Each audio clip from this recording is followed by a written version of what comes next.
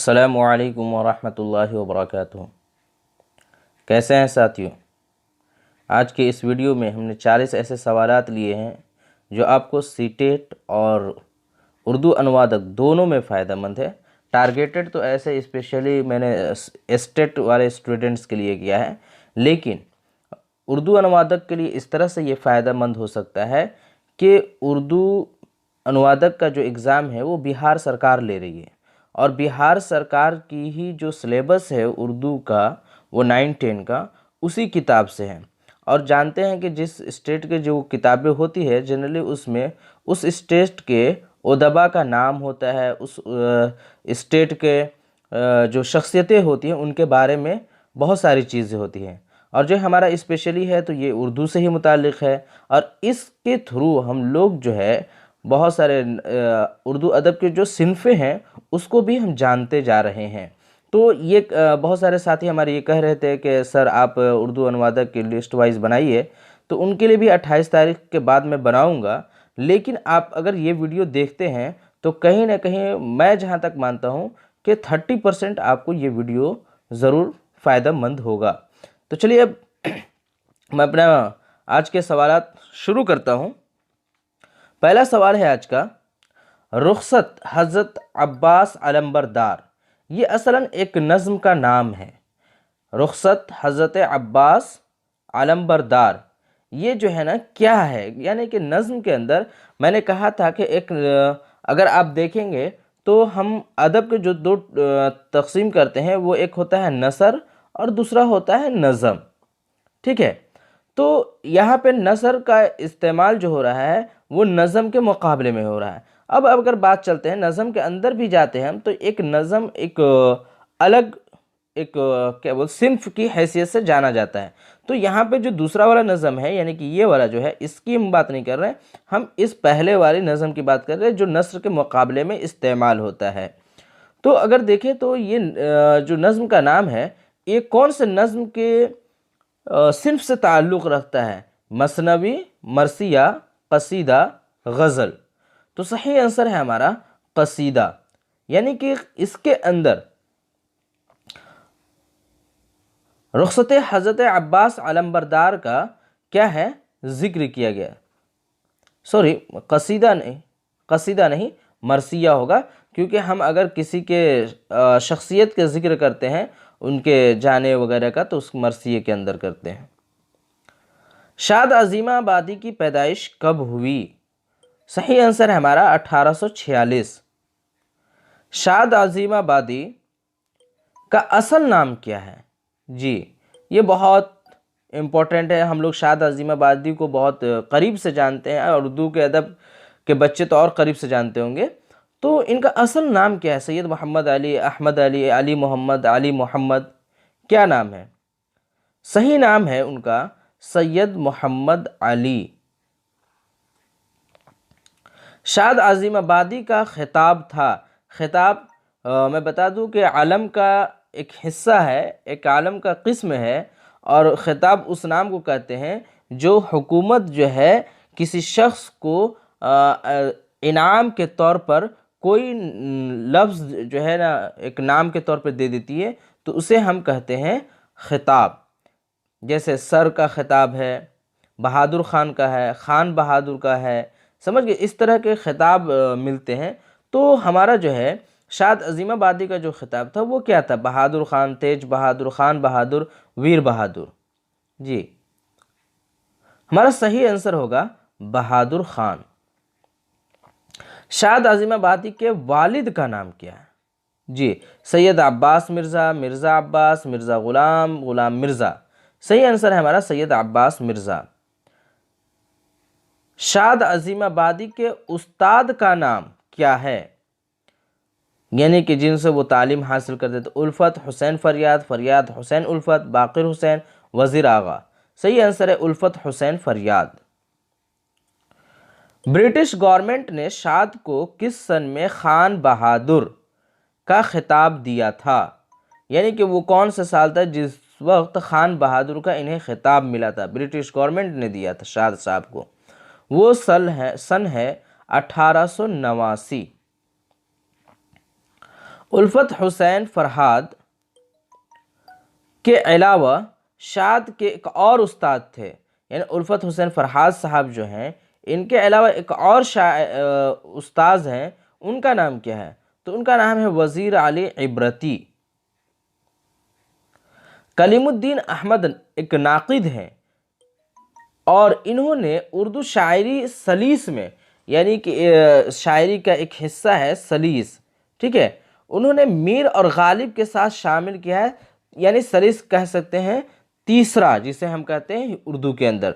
तो सलीस का मतलब होता है तीसरा ही। तो एज अ सलीस में किनको शामिल किया है? मीर और गालिब के साथ, यानी मीर को पहले रखा, गालिब को दूसरे नंबर पर रखा। तो तीसरा वो कौन सा शायर है जिसको कलीम अहमद ने अपने साथ अपने नक़द के अंदर रखा है? तो वो शायर है शाद अज़ीमाबादी। शाद अज़ीमाबादी को अपने किस उस्ताद की शागिर्दी पर फ़ख्र था?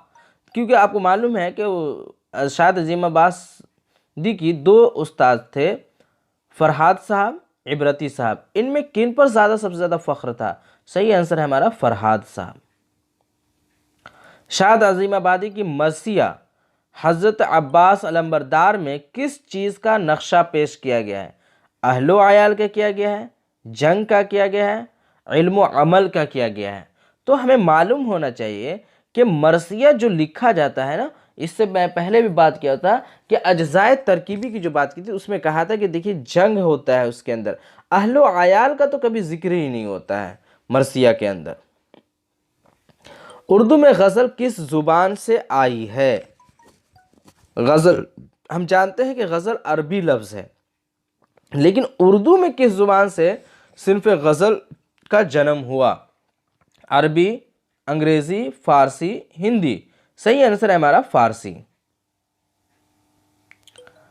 अरबी के तवील कसीदों के इब्तिदाई हिस्सों को, जिनमें ज़्यादातर इश्क़ व मोहब्बत की बातें होती थी, उनको क्या कहा जाता था? यानी कि गज़ल जो हमारा उर्दू ज़ुबान के अंदर है, जिसे हम गज़ल कहते हैं, पहले जो है अरबी के तवील कसीदे होते थे, क्योंकि पहले गज़ल का तसव्वुर नहीं था। पहले मरसिया और कसीदा जिस तरह की चीज़ें बहुत ज़्यादा कही जाती थी। तो जो अरबी के तवील कसीदे होते थे, उनके इब्तिदाई हिस्सों में इश्क़ व मोहब्बत की बात होती थी। उन हिस्सों को क्या कहा जाता था अरबी के अंदर? गज़ल, कसीदा, मरसिया, रुबाई? सही आंसर है हमारा गज़ल कहा जाता था उनको, कसीदे के इब्तिदाई हिस्से को। कभी कभी गज़ल के अशार में ख़यालात का तसलसल मिलता है, उसे क्या कहा जाता है? देखिए, जब गज़ल पढ़ेंगे तो पता चलता है कि गज़ल का हर एक लाइन, हर एक शेर जो होता है वो मुकम्मल होता है और उसका माना खुद अलग होता है, और हर एक दूसरे से मुख्तलिफ होते हैं, सबका माना एक दूसरे के साथ मिलता जुलता नहीं। लेकिन बहुत सारे अशार गज़ल इस तरह की भी हैं जिनमें ख़यालात, यानी कि एक दूसरे से ताल्लुक़ भी कहीं ना कहीं मिलता है। तो इस तरह के गज़लों को हम क्या कहते हैं? पाबंद गज़ल, गज़ल मुसलसल, मुरद्दफ़ गज़ल, गज़ल काफ़िया। देखिए, मुरद्दफ़ गज़ल और गज़ल काफ़िया की बात करते हैं तो मुरद्दफ़ गज़ल और गज़ल काफ़िया कोई चीज़ नहीं है। काफ़िया और रदीफ़ एक चीज़ है, लेकिन मुरद्दफ़ गज़ल और गज़ल काफ़िया कोई चीज़ नहीं। तो ये दोनों हमारा सही आंसर नहीं होगा। रही बात पाबंद गज़ल और गज़ल मुसलसल, तो पाबंद गज़ल होता है और गज़ल मुसलसल भी होता है। तो लेकिन यहाँ पे जो सही आंसर है हमारा वह है गज़ल मुसलसल, क्योंकि उसके अंदर तसलसल है, सलासत है। उर्दू में गज़ल गोई का आगाज़ किससे माना जाता है उर्दू ज़ुबान के अंदर, यानी कि हिंदुस्तान के अंदर? वो अमीर खुसरो हैं, मीर हैं, हाली हैं, इकबाल हैं? सही आंसर होगा हमारा अमीर खुसरो। फ़ाइज़ देहलवी का असल नाम क्या है?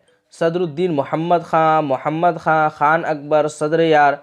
सही आंसर है हमारा सदरुद्दीन मोहम्मद ख़ान। फ़ाइज़ देहलवी के वालिद का नाम क्या है? ज़बरदस्त ख़ान, बहादुर ख़ान, तेज बहादुर ख़ान साहब? सही आंसर है हमारा ज़बरदस्त ख़ान। फ़ाइज़ को किस शायर के हम असर माना जाता है? यानी फ़ाइज़ देहलवी जो हैं, इनके टाइम पे कौन सा ऐसा शायर है जो उस वक्त वो शायरी किया करते थे? ज़ौक़ साहब हैं, इब्राहिम है, ज़ौक़ इब्राहिम एक ही है, इब्राहिम ज़ौक़ तखल्लुस है और इब्राहिम नाम है, इब्राहिम शेख इब्राहिम ज़ौक़। और गालिब ये एक तखल्लुस है जो कि मिर्ज़ा गालिब साहब है। और वली साहब जो हैं जो फ़ायज़ के हमअसर शायर माने जाते हैं, जिस तरह गालिब जो है मीर तकी मीर के हमअसर शायर हैं। फ़ायज़ दहलवी की पैदाइश जो है किस सन में हुई थी? 1679, 39, 89, 80। सही आंसर है 1679। फ़ायज़ दहलवी के इंतकाल 1679 के अंदर हुई और 1738 के अंदर उनका इंतकाल हो गया। फ़ायज़ की कितनी तसनीफ़ात हैं? यानी उन्होंने फ़ायज़ दहलवी जो हैं वो अपनी ज़िंदगी के अंदर कितनी किताबें तसनीफ़ की थी इन्होंने? तो सही आंसर है हमारा 20। फ़ायज़ का दीवान कब मुरतब होकर के तैयार हुआ था उनकी ज़िंदगी में, यानी उनके इंतकाल से कबल ही जो है ना फ़ायज़ का जो दीवान था वो कब मुरतब होकर के तैयार हुआ था? सही आंसर है हमारा 1714 ईस्वी। फ़ायज़ के दीवान में 33 नज़में ऐसी हैं जो किसी शायर की तरहों में लिखी गई हैं, यानी किसी दूसरे शायर की तरह। ये तरह जो है वो तरह शक्ल वाली तरह नहीं कि जो कहते हैं हम लोग की तरह गिराए हुए, वो तरह नहीं, बल्कि ये एक तरीक़ा है, मेथड है शेर कहने का। जिस तरह से रदीफ़ काफ़िया का इस्तेमाल होता है, फिर उसके बाद कुछ बंदिशें होती हैं, तो उसी तरह भी एक चीज़ है जो कि गज़ल के अंदर पाई जाती हैं। तो कह रहे कि वो किस शायर की तरहों से मिलती जुलती हैं फ़ायज़ के ये तरहें? तो वो उसका सही आंसर है हमारा वली साहब हैं, क्योंकि वली और फ़ायज़ साहब दोनों हम असर हैं और दोनों एक दूसरे से तरहें मिलती जुलती भी हैं। फ़ायज़ की गज़लों को अमूमन किस ज़ुमरे में रखा जा सकता है? यानी फ़ायज़ साहब ने जो गज़लें कही हैं तो उनको किस सिलसिले में ज़ुमरे में रखा जा सकता है? जैसे एक बात मैं कहूँ कि मैंने कहा था इससे पहले कि फ़ायज़ की जो गज़लें हैं उसमें अमूमन क्या पाई जाती हैं? तसलसल पाई जाती है। इसी वजह से उनकी गज़लों को गज़ल मुसलसल के ज़ुमरे में रखा जा सकता है। फ़ायज़ के ख़ानदानी हालात के बारे में किसने तहक़ीक़ की थी? जी, यानी कि बहुत पुराने थे, ये 1700 की बात है, और वो जो है बाद में 19वीं और 20वीं सदी के अंदर जब इनकी तहक़ीक़ की गई थी ख़ानदानी हालात के बारे में, तो वो कौन से शख्स थे? सैयद मसूद हसन रिज़वी, सैयद अहमद रिज़वी रिज़वी। सही आंसर है हमारा सैयद मसूद हसन रिज़वी। हुमा एक परिंदा है जिसके बारे में ये मशहूर कि जिसके सर से गुजरता है, यानी सर से क्या, सर के ऊपर से गुजरता है, वो बादशाह हो जाता है। इस लफ्ज़ को, हुमा लफ्ज़ को किस शायर ने नज़मों के अंदर, गज़लों के अंदर जगह दी थी? मीर है, फ़ायज़ है, रिज़वी है, दबीर है। सही आंसर है हमारा फ़ायज़। ख्वाजा दर्द के आबाओ अजदाद औरंगज़ेब के ज़माने में आए थे, यानी कि औरंगज़ेब के ज़माने में कहाँ आए थे?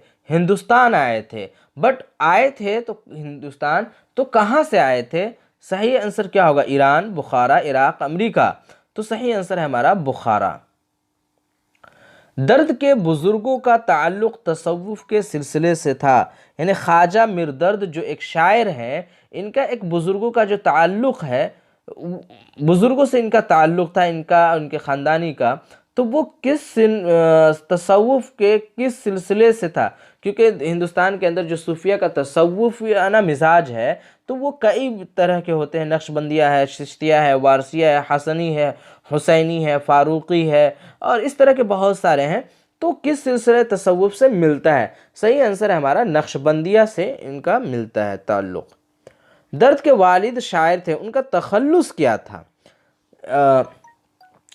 दर्द के वालिद साहब का इंदलीब, नकीब, आजिज़, बैकल। सही आंसर है हमारा इंदलीब।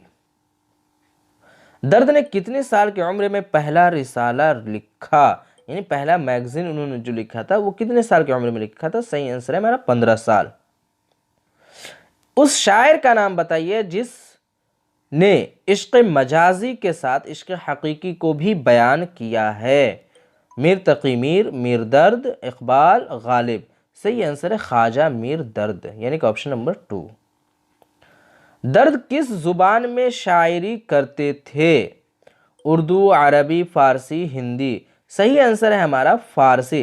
आपको मालूम होना चाहिए कि 1700 ईस्वी में पैदा हुए थे। उस वक्त हमारा उर्दू का मुकम्मल तौर पर परवान नहीं चढ़ा था, बुनियादें पड़ चुकी थी, लेकिन जो है ना परवान 19वीं और 18वीं सदी के अंदर है,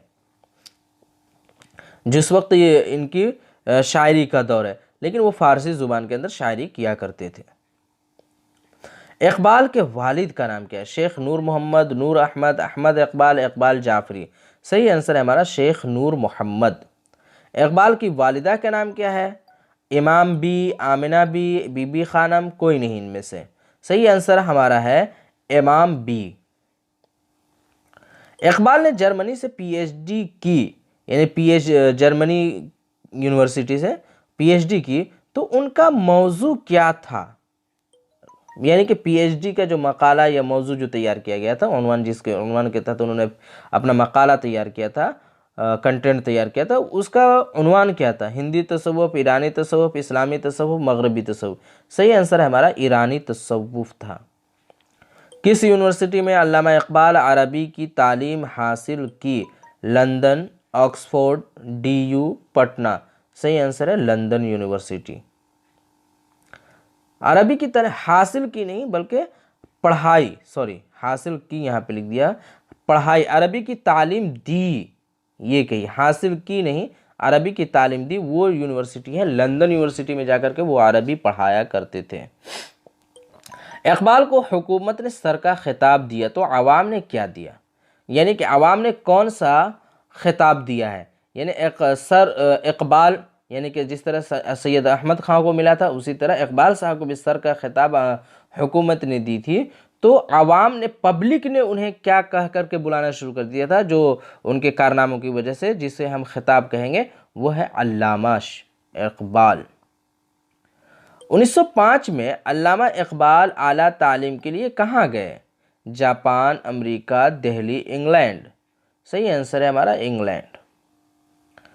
किस शायर ने शायरी से पैम्बरी का काम लिया? पैम्बरी का मतलब होता है पैगाम को पहुंचाना और पैगामी बात करना, यानी कि जो है ना, जिससे हम कह सकते हैं कि हिसाब से पैम्बरी का मतलब हो गया कि मजहबी बात कहना कह सकते हैं, क्योंकि मजहबी मुरादी है, वरना पैम्बरी का मतलब होता है कि एक दूसरे के मैसेज को आप जो है ना किसी और तक पहुंचाने का काम कर रहे हैं।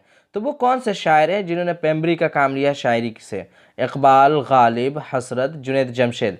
अगर गालिब की बात करें तो इनका अलग फ़लसफ़ा है, हसरत साहब की बात करें तो इनकी अलग गज़ल गोई है, जुनैद जमशेद की बात अगर करें तो ये एक नात ख़ां है, समझ गए, नज़म और गज़लें नहीं कहते हैं। तो इकबाल साहब हैं जिन्होंने फ़लसफ़े के ज़रिए अपनी नज़मों में इस तरह की पैम्बरी की बातें की हैं।